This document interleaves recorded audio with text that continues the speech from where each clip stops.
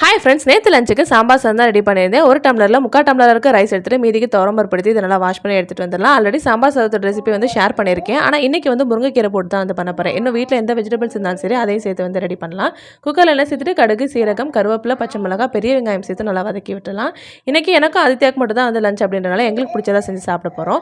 முந்தியெல்லாம் ஆதித்யா நம்மளோட ஃபுட்டு வந்து சாப்பிட மாட்டான். அவனுக்குன்னு தனியாக ஏதாவது வந்து ரெடி பண்ணி கொடுப்பேன். ஆனால் இப்போ வந்து நல்லாவே வந்து அடாப்ட் ஆகிட்டான். கொஞ்சமாக உப்பு மஞ்சள் சேர்த்து வதக்கி விட்டுட்டு ஒரு ஸ்பூன் அளவுக்கு மட்டும் வந்து சாம்பார் தூள் சேர்த்துக்கிறேன்.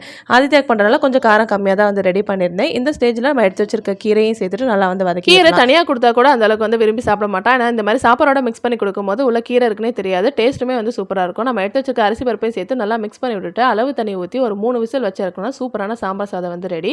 இந்த சாம்பார் சாதத்துக்கு பெருசாக சைட் டிஷ்ஷே எதுவும் தேவை இருக்காது. அப்பளமும் ஊறுகாய் இருந்தால் போதும் சூப்பராக சாப்பிட்டுக்கலாம். நல்லா இந்தளவுக்கு குலைவாக வந்திருக்கு.